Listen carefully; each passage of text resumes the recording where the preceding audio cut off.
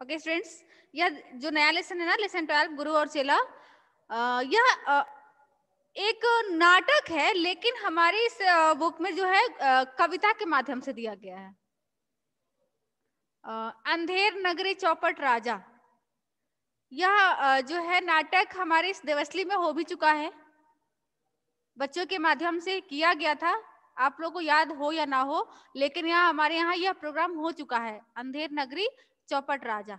इस नाटक को हमारे इसमें कविता के माध्यम से दिया गया है, जिसका नाम है गुरु और चेला। ठीक है, इसमें जो है ना एक गुरु रहते हैं और चेला रहते हैं। ये दोनों लोग ना घूमने के लिए निकलते हैं। ठीक है, तो उनके पास पैसे नहीं रहते हैं, बिना पैसे के वो लोग घूमने के लिए निकलते हैं। वो लोग घूमते घूमते एक ऐसी नगरी में पहुंच जाते हैं जो जिनकी सड़कें जो है ना चमाचम, यानी वहां स्वच्छता को ज्यादा ध्यान दिया। चमाचम मीन्स क्या, ऐसा थोड़ी है कि संगमरमर लगा होगा। चमाचम मीन्स यहाँ चमाचम से तात्पर्य है कि वहां स्वच्छता ज्यादा होगी, साफ सफाई ज्यादा होगा, यानी वहां की सड़कें चमाचम दिख रही थी। वहां की डगरी, डगरी मीन्स रास्ता चमाचम दिख रहा था। वह चल रहे थे, देखते देखते फिर वह चलते गए, तो वहां उनको रास्ते में एक ग्वालिन मिली। ग्वालिन मीन्स दूध बेचने वाली, है ना। दूध बेचने वाले को हम क्या बोलते हैं? ग्वाला बोलते हैं ना। ग्वाला की औरत को हम क्या बोलते हैं? ग्वालिन बोलते हैं। तो वो दूध बेचने वाली जो ग्वालिन है, वह अपने शीश पे, सर पर गगरी ली हुए, ठीक है, मटका लिए हुआ जा रही होती है। तो जो गुरु होते हैं उनको उनसे उस ग्वालिन से पूछते हैं कि ग्वालिन, इस नगरी का नाम क्या है और इस नगर के राजा कौन है? ठीक है, तो वह जो है, और इस नगर के राजा कौन है और किसकी कीर्ति यहाँ पर है, यानी किसकी प्रसिद्धि है यहाँ पर, और यहाँ का राजा कौन है, इस नगर का नाम क्या है, किसकी यहाँ पर कीर्ति चलती है। तो ग्वालिन जो है वह बताती है कि पंडित आप यहाँ गलत जगह पे आ गए हैं। यहाँ यह जो नगर है वह अंधेर नगरी है। अंधेर नगरी मीन्स क्या? क्योंकि यहाँ का जो राजा है मूर्ख है, और जिस राज्य का राजा मूर्ख होगा वहां का संचालन ही गलत होगा। फिर यह इसी वजह से इस राज्य यह जो राज्य है वह अंधेर नगरी है। यह जो नगर है उसका नाम अंधेर नगरी है, क्योंकि यहाँ हर चीज एक मोल पे मिलता है, क्योंकि यहाँ का राजा मूर्ख है। वह बताती है कि यहाँ का राजा अनबुझ है, यानी सूझबूझ वाला नहीं है, वह बिल्कुल लंपट मूर्ख है। तो गुरु यह सब सुनता है तो वह सोचता है कि फिर जब यहाँ का राजा ही मूर्ख है तो फिर रहना यहाँ पर व्यर्थ है। ठीक है, क्योंकि यहाँ का संचालन ही गलत होगा, जिसका संचालक ही मूर्ख है, यहाँ संचालन गलत होगा। अतः यहाँ पर रुकना सही नहीं होगा। हो सकता है कि यह हमारे लिए बाद में ठीक नहीं होगा, हम बुरे फंस जाएंगे। तो राजा जो चतुर होता है, सॉरी, जो गुरु है वह चतुर होता है। वह चेला से कहता है कि ऐसा है कि चलो यहाँ हमारे लिए रुकना ठीक नहीं है, क्योंकि कभी भी हमारे ऊपर मुसीबत आ सकती है, क्योंकि यहाँ का राजा तो मूर्ख है। तो चेला जो है वह मानता नहीं है, कहता है कि मैं नहीं जाऊंगा। तो राजा जो है वह वहां से निकल जाते हैं, कहते हैं कि अच्छा ठीक है, तुम यहीं पर रहो, मैं यहाँ पर नहीं रहूंगा, मैं चला जाता हूँ। राजा निकल जाते हैं। ठीक है, अब जो है चेला उसी नगरी में रुक जाते हैं। अब वहां जैसे ही चेला जो है रुकता है, तो एक दिन उसका मन करता है कि वह यहाँ के बाजार की सैर करे, चल करके इस नगरी की सैर करे, इस नगर का सैर करे। तो वह निकल जाता है सैर करने के लिए। अब जो है निकलता है तो देखता है कि बाजार में खूब भीड़ लगी हुई है, खूब भीड़ लगी है, और वहाँ हर सामान, चाहे वो हल्दी हो, जीरा हो, ककड़ी हो, हर चीज एक ही पैसे में मिलने वाला है, यानी सेम प्राइस। चाहे वो अच्छा से अच्छा सामान हो उसी प्राइस का है, चाहे वो बुरा से बुरा सामान हो उसी प्राइस का है, चाहे वो खाजा ही क्यों, रसगुल्ला ही क्यों ना हो उसी प्राइस का है, और चाहे वो करेला ही क्यों ना हो उसी प्राइस का है, यानी एक ही प्राइस है। ठीक है, टका सेर खाजा और टका सेर टके सेर हल्दी, टके सेर खाजा, टके सेर जीरा, जो भी हो एक ही। टका मीन्स क्या? यह पुराने जमाने में का सिक्का होता है, पुराने जमाने का यह इसको सिक्का कहते हैं। और सेर जो है एक पैमाना होता है, मापने का पैमाना है, इसलिए मापने का एक मापक पैमाना होता है, उसे ही हम सेर कहते हैं। तो वह निकलता है, देखता है कि हर जगह भीड़ लगी हुई है, सब लोग सामान खरीद रहे हैं, एक सारे सामान का दाम एक ही है, सेम प्राइस है, चाहे वो अच्छा सामान लीजिए, चाहे वो चीप सामान लीजिए, सबकी प्राइस एक ही है। तो उनको बड़ा अच्छा लगता है कि अरे वाह, चाहे हम अच्छा लें तो भी एक ही दाम है, खराब लें तो एक ही दाम है, तो क्यों ना हम अच्छी चीजें लाएं। वो खूब मलाई खाते हैं, खूब मलाई खाते हैं, खुश हो जाते हैं चेला, ठीक है, उनको खाने से ही मतलब है। तो अब उनको अच्छा लगता है। अब वहां पे है ना, उस नगर में ना खूब तेज बारिश, उस वर्ष जो है खूब तेज बारिश होती है, खूब तेज बारिश होती है। उस राज्य में एक दीवार खड़ी की गई होती है, तो बारिश होने की वजह से वह दीवार किसी कारणवश गिर जाती है। अब राजा को पता चलता है कि हम राज्य की दीवार गिर गई है, तो वह जो है पहले बुलाते हैं संतरी को, पहरेदार को बुलाते हैं। पहरेदार जो दौड़ते दौड़ते जाता है, बताता है कि राज्य की दीवार गिर गई है। तो राजा जो है जाकर के देखते हैं कि वाकई में दीवार गिर गई है। तो वह संतरी से को सजा देते हैं कि देने को कहते हैं कि तुम्हें फांसी की सजा दी जाएगी, क्योंकि तुमने दीवार को कमजोर वो किया है। तो संतरी कहता है नहीं नहीं, इसमें मेरी कोई गलती नहीं है, कारीगर की गलती है, उसी ने इस दीवार को कमजोर बनाया है। अब फिर तो राजा बोलता है कि ठीक है, फिर उस कारीगर को बुलाया जाए। फिर कारीगर को बुलाया जाता है। कारीगर कहता है कि नहीं नहीं नहीं, राजा साहब, इसमें मेरी कोई गलती नहीं है, इसमें भिस्ती की गलती है, क्योंकि उसने पानी ज्यादा डाल दिया है, तो उसमें मेरी कोई गलती नहीं है, ठीक है। तो उनको जो भिस्ती को बुलाया जाता है, राजा फिर आदेश देते हैं कि भिस्ती को बुलाया जाए। फिर भिस्ती आता है, वह फिर कहता है कि नहीं राजा साहब, इसमें मेरी कोई गलती नहीं है, इसमें मशक बनाने वाले की गलती, यानी चमड़े का जो पात्र होता है ना, उसको मशक बोलते हैं, इसमें मशक बनाने वाले की गलती, इसमें कोई गलती नहीं है। तब राजा कहते हैं ठीक है, मशक वाले को बुलाया जाए। मशक वाले को बुलाया जाता है। मशक वाला कहता है कि राजा साहब, इसमें मेरी कोई गलती नहीं है, इसमें मंत्री साहब की गलती है, क्योंकि उन्होंने ही आदेश दिया था। अब जो है, अब बड़ा होता है, अब मंत्री आता है, मंत्री भी टाल देता है कि इसमें मेरी कोई गलती नहीं है। मंत्री ने, हाँ, मंत्री उस चीज को स्वीकार करता है। तब तक मंत्री इतना दुबला पतला रहता है कि उसकी गर्दन एकदम पतली रहती है, फांसी का फंदा जो है उसमें अटकता ही नहीं है। अब जो है राजा कहता है कि अब किसी मोटे व्यक्ति को ढूंढा जाए, मोटे व्यक्ति को ढूंढा जाए। अब ढूंढते ढूंढते वही चेला मिल जाता है, क्योंकि वह मलाई खा खा के खूब मोटा हो गया रहता है। अब बेचारा वो चेला फंस जाता है। चेले को पकड़ के लाया जाता है फांसी के फंदे के लटकाने के लिए। अब तो चेला जो है अब चतुर होता है, चतुर चेला कहता है कि जैसे फांसी दी जाती है ना, तो फांसी देने वाले से पूछा जाता है, जिसको फांसी दी जाती है उससे पूछा जाता है कि तुम्हारी अंतिम इच्छा क्या है। तो ठीक उसी प्रकार से उस चेले से पूछा जाता है कि तुम्हारी अंतिम इच्छा क्या है। तो चेला बताता है कि मेरी अंतिम इच्छा यही है कि मुझे मेरे गुरु से मिलवा दिया जाए। तो उनके गुरु को ढूंढा जाता है, गुरु को बुलाया जाता है, गुरु आते हैं। अब गुरु पता नहीं चेले के कान में क्या ऐसा कह देते हैं, तो फिर दोनों लोग अपने में कहने लगते हैं। गुरु कहता है कि मैं फांसी पे चढ़ूंगा, चेला कहता है कि मैं फांसी पे चढ़ूंगा। अब दोनों में तर्क वितर्क होने लगता है, दोनों लोग अपने आपस में झगड़ने लगते हैं कि मैं फांसी पे लटकूंगा तो मैं फांसी पे लटकूंगा। अंत में क्या होता है कि राजा को बड़ा होता है कि भाई ये दोनों आपस में क्यों झगड़ रहे हैं, क्यों ये कह रहे हैं कि मैं चढ़ूंगा तो मैं चढ़ूंगा। राजा पूछता है कि आखिर बात क्या है, क्यों आप लोग झगड़ा कर रहे हो। तो राजा कहता है, गुरु कहता है कि जो फांसी चढ़ना है ना, उसका एक मुहूर्त है, और अगर उस मुहूर्त पे जो फांसी चढ़ेगा ना, फिर वो बाद में जा करके वह फिर राजा बन जाएगा, अच्छा सा राजा बन जाएगा। तो अब राजा को लालच आ जाता है कि अरे मैं चढ़ूंगा, मैं फांसी पर लटक जाऊंगा, फिर नया जन्म लूंगा, तो फिर मैं ही राजा बनूंगा। तो फिर वो राजा जो मूर्ख रहता है, वह फांसी पे चढ़ जाता है और मर जाता है। मर जाता है मीन्स अब सारी प्रजा खुश हो जाती है कि अरे अब तो मूर्ख राजा से हमारा छुटकारा हो गया। सारी प्रजा खुश हो जाती है और सब लोग खुशियां मनाने लगते हैं।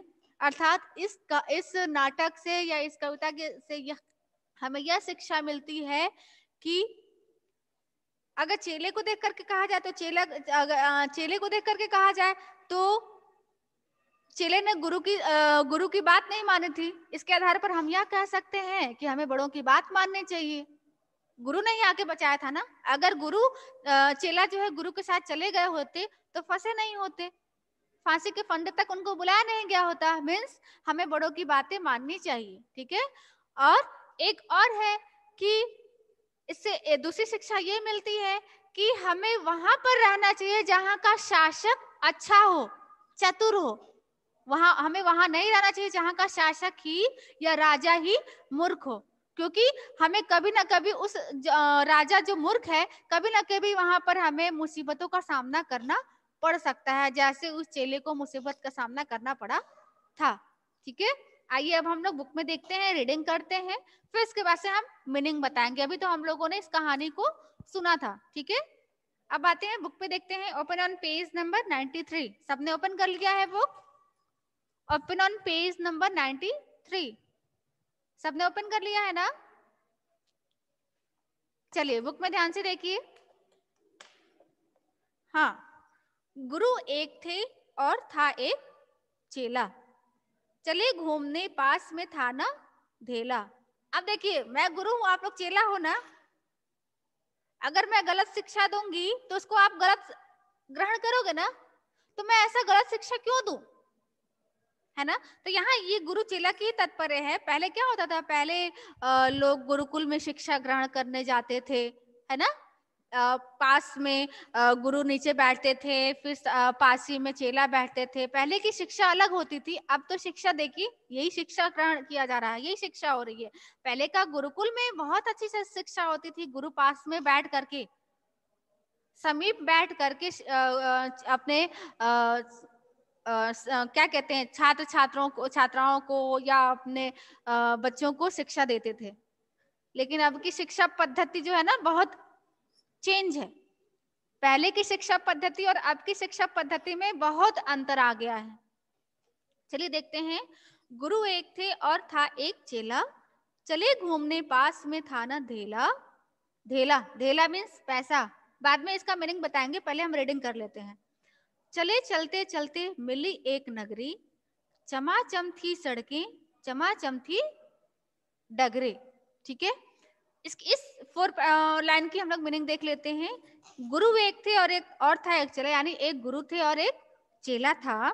चले घूमने पास में था ना धेला, यानी उनके पास पैसे नहीं थे। धेला मीन्स पैसा। धेला मीन्स क्या होता है? पैसे नहीं थे। उन दोनों के पास पैसे नहीं थे, बस बिना पैसे की वो घूमने निकल चुके थे, ठीक है। चले चलते चलते मिली एक नगरी, वो चलते गए चलते गए चलते गए और उनको एक नगर दिखाई दिया, नगर मिला। वहां उन्होंने देखा कि चमाचम थी सड़कें, चमाचम थी डगरी, यानी वहां की सड़कें जो थी चमाचम थी, स्वच्छ था, गंदगी बिल्कुल नहीं थी। वहां की डगरी, डगरी मीन्स रास्ता, डगर मीन्स रास्ता होता है ना। तो वहां की जो डगरे हैं, रास्ते हैं, वो एकदम चमाचम दिख रहे थे, साफ सफाई दिख रही थी। मिली एक ग्वालिन धरे शीश गगरी, गुरु ने कहा तेज ग्वालिन न भगरी। बता कौन नगरी, बता कौन राजा, कि जिसके सुयस का यहाँ बजता बाजा। तो वो जब चलते हैं वहां की जब नगर में, एक नगर में पहुंचते हैं, वहां चमाचम सड़कें दिखती हैं, चमाचम रास्ता दिखता है। तो वहां जब उनको एक ग्वालिन मिलती है, यानी मिल्क वोमेन, है ना, मिल्कमैन, मिल्क वोमेन। तो चलते जाते हैं, तब तक उन दोनों को एक ग्वालिन दिखती है, ठीक है, जो कि अपने शीश मीन्स सिर, शीश मीन्स सिर, अपने सिर पर गगरी लिए हुए, मटका लिए हुए जा रही होती है। तब तक गुरु जी जो है उन ग्वालिन को कहते हैं कि हे, गुरु ने कहा तेज ग्वालिन ना भगरी, यानी गुरु उस ग्वालिन से कहते हैं कि हे ग्वालिन, तुम तेज ना भागो, बता कौन नगरी, बता कौन राजा।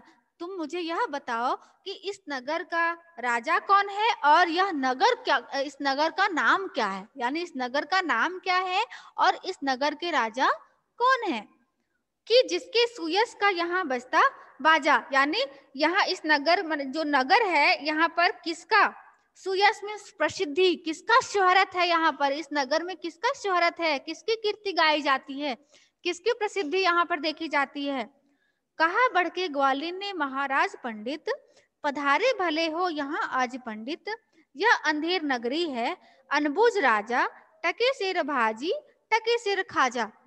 मीन्स वह ग्वालिन जब यह सुनती है, गुरु जी उनसे पूछते हैं, तो ग्वालिन यह सुनती है तो बढ़ करके पीछे की तरफ उनके आगे बढ़ती है और कहती है कि हे महाराज पंडित, हे पंडित, आप यहाँ पधार भले ही दिए हैं, पधार मीन्स आना, पधारना मीन्स आना, आप यहाँ पर आ भले ही गए हैं, लेकिन यह अंधेर नगरी है। अंधेर नगरी मीन्स जहां पर मूर्ख जिसका राजा ही मूर्ख है, और वहां का हर कार्य जो है मूर्खता पूर्ण ही हो रहा है, इसलिए वैसे उसको अंधेर नगरी वह बताती है कि जहाँ यह अंधेर नगरी है।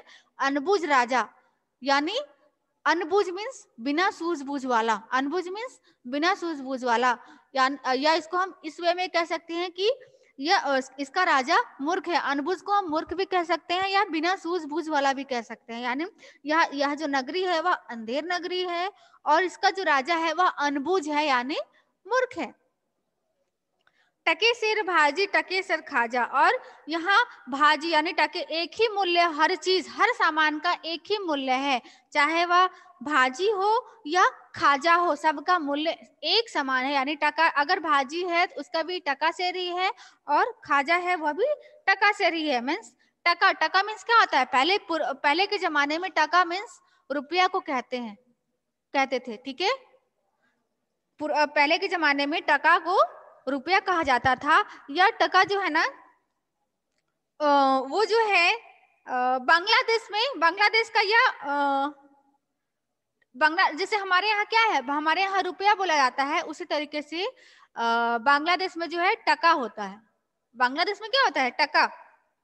जो भी मुद्राएं होती हैं, हमारे यहाँ की मुद्राएं रुपया है, उसी तरीके से बांग्लादेश की मुद्रा टका है। लेकिन पहले के जमाने में यहाँ टका ही प्रयोग किया जाता था, पैसे को टका ही, सिक्के को टका ही कहते थे हम लोग, ठीक है। तो बताती है वो ग्वालिन कि यहाँ पर भाजी भी टका सेर ही, और सेर मतलब होता है मापने का पैमाना, मापक पैमाना, यानी मापने का पैमाना। सेर मीन्स जैसे हम लोग 1 किलो कहते हैं ना, वैसे ही सेर मतलब सेर भी जो है ना पैमाना ही है। किलो जिस प्रकार से हम लोग किलो कहते हैं, वैसे ही सेर भी एक पैमाना है, मापने का पैमाना है, ठीक है। तो वह बताती है कि यहाँ जो है भाजी भी टके से ही मिलता है और खाजा भी टके से ही मिलता है, यानी सब कुछ एक से बढ़िया चीज एक ही सामान मिलता है, एक ही दाम में मिलता है, और खराब से खराब सामान भी उसी दाम में मिलता है।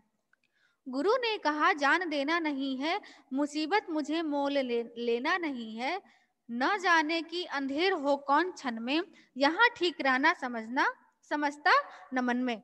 गुरु ने कहा जान देना नहीं है। गुरु कहते हैं चिला से कि यहाँ जान देने का कोई फायदा नहीं है, मुसीबत मुझे मोल लेना नहीं है, और यहाँ जहाँ का राजा ही मूर्ख है वहां हमें रहना, मतलब कि कब आफत हमारे ऊपर आ जाएगी, कब हमारे ऊपर मुसीबत आ जाएगी, इसलिए अच्छा है कि हमें यहाँ पर रहना नहीं चाहिए।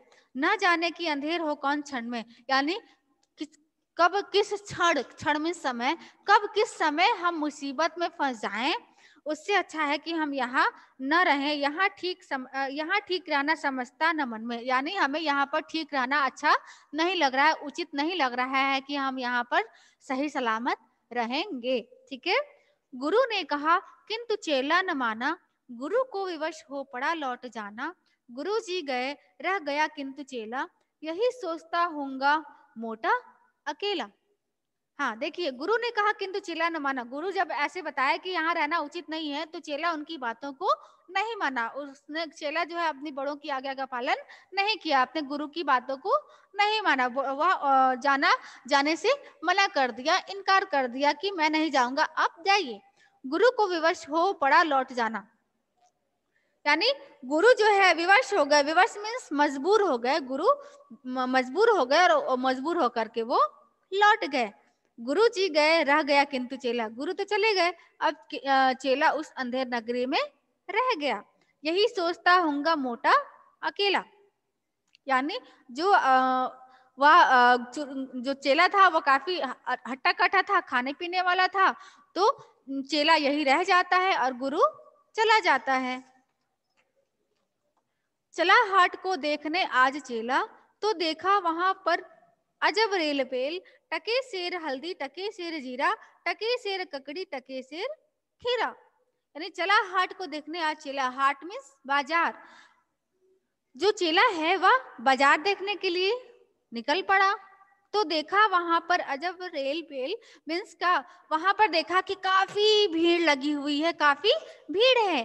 टके सेर हल्दी टके सेर जीरा, यानी वहां पर एक ही मूल्य, सारे सामान का एक ही मूल्य था, एक समान मूल्य था, चाहे वह हल्दी हो, चाहे वह जीरा हो, चाहे वह ककड़ी हो, चाहे वह खीरा हो, सारे सामान का एक ही मूल्य था, टके सेर। ठीक है। टके सेर मिलती थी रबड़ी मलाई, बहुत रोज उसने मलाई उड़ाई। सुनो और आगे का फिर हाल ताजा, थी अंधेर नगरी था अनबूझ राजा। टके सेर मिलती थी रबड़ी मलाई। अब देखो सारा सारा सामान एक ही मूल्य पे मिलता था, अब रबड़ी मलाई भी एक ही मूल्य पे मिलता था, उसी दाम पे ही। तो जो चेला था वो खाने पीने वाला था, अब उसको यह लगता था कि क्यों ना हम, जब एक ही दाम पे हर चीज मिल रहा है तो क्यों ना हम रबड़ी मलाई ही खाते रहें। वो खूब रबड़ी मलाई खाता था और खा खा के और हट्टा कट्टा हो गया था। ठीक है। बहुत रोज उसने मलाई उड़ाई, यानी हर रोज वह मलाई खाता रहता था। सुनो और आगे का फिर हाल ताजा। अब देखिए आगे का हालचाल देखते हैं क्या होता है। थी अंधेर नगरी था अनबुझ राजा, यानी वह अंधेर नगरी थी और वहां का राजा अनबुझ था, यानी बिना सूझबूझ वाला था, मूर्ख था। बरसता था पानी चमकती थी बिजली, थी बरसात आई दमकती थी बिजली। गरजते थे बादल चमकती थी बिजली, थी बरसात गरी धमकती थी बिजली। अब देखिए वहां का राजा भी मूर्ख था, और उस साल ऐसा हुआ, कवि बताना चाह रहे हैं कि उस साल ऐसा हुआ कि बारिश भी जोरों पर थी, बारिश खूब हुआ, पानी खूब हुआ, बिजली खूब चमकती थी, बरसात खूब हुई, और बिजली भी खूब दमकती थी, खूब कड़कती थी। गरजते थे बादल, यानी बादल भी खूब गरजते थे, बिजली भी खूब चमकती थी बरसात गरी, यानी उस साल खूब बारिश हुई। धमकती थी बिजली, यानी बिजली भी आकर के धमक जाती थी और बरसात भी आकर के धमक जाती थी, यानी पूरा साल पानीमय हो चुका था, यानी पूरी साल बारिश हुई। गिरिराज्य की एक दीवार भारी, जहां राजा पहुंचे तुरंत ले सवारी। झपट संतरी को डपट कर बुलाया, गिरी क्यों यह दीवार किसने गिराया। हाँ, गिरि राज्य की एक दीवार भारी, यानी उस राज्य में एक ऐसी दीवार थी, खूब लंबी चौड़ी दीवार थी, वह गिर गई। जहां राजा पहुंचे तुरंत ले सवारी। अब राजा के यहाँ तक यह सूचना गई कि राज्य की एक दीवार गिर गई है, तो राजा तुरंत वहां लेकर के तुरंत वहां पर पहुंच जाते हैं। झपट संतरी को डपट कर बुलाया, झपट संतरी को, यानी उस वहां का जो पहरेदार था, संतरी था, उस पर झपटा और डपट कर बुलाया, यानी डांट कर बुलाया। डपट कर मीन्स डांट कर उसको बुलाया। गिरी क्यों यह दीवार किसने गिराया। वह संतरी से पूछता है, पहरेदार से पूछता है कि यह दीवार क्यों गिर गई और किसने गिराया है। तो संतरी कहता है, कहा संतरी ने, महाराज साहब न इसमें खता मेरी न मेरा कर्तव्य, यह दीवार कमजोर पहले बनी थी, इसी से गिरी, यह न मोटी घनी थी। संतरी कहता है, महाराज साहब न इसमें खता मेरी, खता मीन्स गलती, इसमें मेरी कोई गलती नहीं है, ना मेरा कोई कर्तव्य है, ना इसमें मेरा कोई काम नहीं है, मेरा कोई उसमें सहयोग नहीं है, मेरी कोई गलती नहीं है। यह दीवार कमजोर पहले बनी थी, यह जो दीवार थी ना वह पहले से ही कमजोर बनी हुई थी, इसमें मेरी कोई गलती नहीं है। इसी से गिरी, यह न मोटी घनी थी, यह जो दीवार है ना मोटी नहीं बन पाई थी, काफी कमजोर थी, इसी वजह से, कमजोर होने की वजह से, बारिश होने की वजह से यह गिर गई थी। खता कारीगर की, महाराज साहब न इसमें खता मेरी या मेरी कर्तव्य, बुलाया गया कारीगर झट वहां पर, बिठाया गया कारीगर झट वहां पर। जैसे ही संतरी बोलता है कि इसमें मेरी कोई गलती नहीं है, इसमें कारीगर की गलती है, तो खता कारीगर की, महाराज साहब, वह जो संतरी है, पहरेदार है, बोलता है कि खता कारीगर की, खता मीन्स गलती, इसमें कारीगर की गलती है महाराज साहब, न इसमें खता मेरी, इसमें मेरी कोई गलती नहीं है, ना मेरा मेरा इसमें कोई सहयोग नहीं है। बुलाया गया कारीगर झट वहां पर। तो जैसे ही राजा साहब सुनते हैं तो तुरंत आदेश देते हैं और कारीगर को बुलाया जाता है। तुरंत कारीगर आता है, बिठाया गया कारीगर झट वहां पर, और कारीगर को वहां पर तुरंत से बुलाया जाता है और बिठाया जाता है। कहा राजा ने, कारीगर को सजा दो, खता इसकी है, आज इसको कजा दो। कहा कारीगर ने, जरा की न देरी, महाराज इसमें खता कुछ न मेरी। राजा कहते हैं कारीगर को बोलते हैं कि इस कारीगर को सजा दी जाए। ठीक है, खता इसकी है यानी इसी की गलती है, आज इसको कजा दो। कजा मीन्स मृत्यु, मृत्यु की सजा। कजा मीन्स मृत्यु यानी इसको मृत्यु की सजा दी जाए। कहा कारीगर ने जरा की न देरी। कारीगर तुरंत देर कहने में देर नहीं करता है, तुरंत बोलता है, झट से बोलता है, महाराज इसमें खता कुछ न मेरी, महाराज इसमें मेरी कोई गलती नहीं है, इसमें मैंने कुछ नहीं किया है। यह भिस्ती की गलती, यह उसकी शरारत, किया गारा गीला उसी की यह गफलत। कहा राजा ने जल्द भिस्ती बुलाओ, पकड़ कर उसे जल्द फांसी चढ़ाओ। बोलता है कारीगर कि राजा साहब इसमें भिस्ती की गलती है, इसमें मेरी कोई गलती नहीं है, यह उसकी शरारत है, उसकी बदमाशी है, भिस्ती की गलती है, उसने शरारत किया है। किया गारा गीला उसी भिस्ती मीन्स क्या? पानी ढोने वाला। भिस्ती मीन्स पानी ढोकर के लाने वाला, ठीक है। किया गारा गीला उसी की यह गफलत। गारा मीन्स क्या? मिट्टी में पानी डाल करके उसको लिक्विड की तरह से तैयार करना, उसी को हम गारा बोलते हैं। किया गारा गीला उसी की यह गफलत। गफलत मीन्स गलती, उसने गारा को काफी गीला कर दिया था, इस वजह से यह गिर गया है, यानी उसी की यह गलती है जिसके वजह से यह दीवार गिर गई है। कहा राजा ने जल्द भिस्ती को बुलाओ। यह सुनकर के राजा फिर आदेश देते हैं कि भिस्ती को बुलाया जाए, तो पकड़कर उसे जल्द फांसी चढ़ाओ। बोलते हैं कि भिस्ती को बुलाओ और उसे पकड़कर फांसी पर चढ़ाओ। चला आया भिस्ती, कुछ न देरी, दौड़ते भागते भिस्ती भी आया, आने में उसको देर नहीं हुई। कहा उसने इसमें खता कुछ न मेरी। फिर भिस्ती भी एक्सक्यूज करता है कि इसमें मेरी कोई खता नहीं है, इसमें मेरी कोई गलती नहीं है, यह गलती है जिसने मशक को बनाया, इसमें मेरी कोई गलती नहीं है, इसमें मशक वाले की गलती है जिसने मशक बनाया। मशक मीन्स क्या? ये चमड़े का एक पात्र होता है। मशक मीन्स चमड़े का पात्र, जिसने मशक को बनाया है, इसमें उसी की गलती, यानी मशक वाले की गलती है, उसी की यह गलती है, मेरी कोई गलती नहीं है, मेरी कोई खता नहीं है। उसने मशक को काफी बड़ा बना दिया, ज्यादा, हाँ, यह गलती है जिसने मशक को बनाया कि ज्यादा ही जिसमें था पानी समाया। इसमें मशक वाले की गलती है, उसने मशक को काफी बड़ा बना दिया था, उसे पानी ज्यादा समा रहा था, ज्यादा अट रहा था, ज्यादा घुस रहा था, इस वजह से यह उसकी गलती है। मशक वाला आया हुई कुछ न देरी। अब राजा जो है मशक वाले को बुलाता है, जो चमड़े का पात्र बनाते हैं ना, उसको मशक वाला बोलते हैं, ठीक है। तो फिर मशक वाले को बुलाया जाता है, उसको आने में फिर देर नहीं होती है, वो भी मशक वाला जो है जल्दी जल्दी दौड़ते हुए आता है। कहा उसने इसमें खता कुछ न मेरी। फिर वह भी अपना एक्सक्यूज देता है, कहता है इसमें मेरी कोई गलती नहीं है, यह मंत्री की गलती है। वह कहता है कि इसमें मेरी कोई गलती नहीं है, इसमें मंत्री की गलती है मंत्री की गफलत, यानी इसमें मंत्री की गलती है, मेरी कोई गलती नहीं है। उन्हीं की शरारत, उन्हीं की है हिकमत, यानी उन्हीं की यह बदमाशी है, उन्हीं के आदेशानुसार हमने यह काम किया है।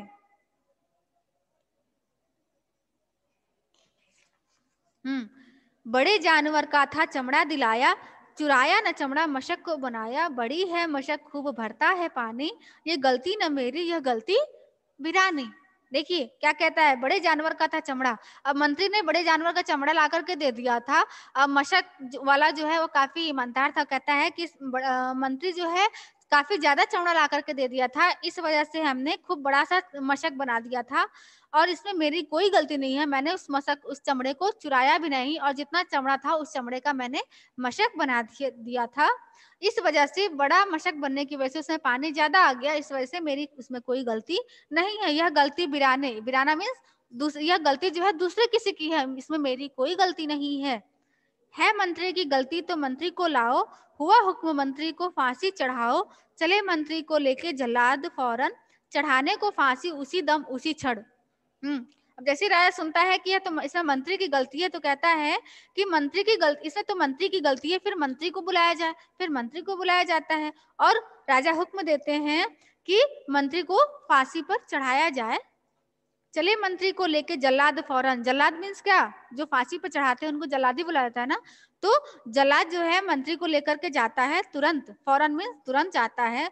चढ़ाने को फांसी उसी दम उसी क्षण, यानी उसी समय जो जल्लाद है वह उसको लेकर के जाता है फांसी चढ़ाने के लिए।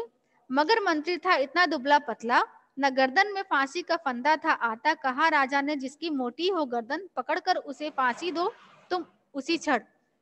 जैसे ही जल्लाद जो है उसको लेकर के जाता है तो मंत्री जो है इतना कमजोर रहता है कि उसका जो गर्दन है वो काफी पतला रहता है और उसमें और फांसी का फंदा अटकता ही नहीं है।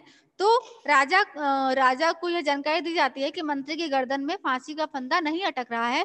तो वह बोलता है, फिर वह आदेश देता है कि ठीक है, जिसकी मोटी गर्दन हो उसी को बुलाया जाए और उसको फांसी की सजा दी जाए। तो संतरी जो है पहरेदार है वो ढूंढने लगता है कि मोटी गर्दन किसकी है। चले संतरी ढूंढने मोटी गर्दन, मिला चेला खाता था हलवा दनादन। कहा संतरी ने, चले आप फौरन, महाराज ने भेजा न्योता इसी क्षण। तो अब संतरी ढूंढते ढूंढते मोटी गर्दन का ढूंढने निकल जाता है।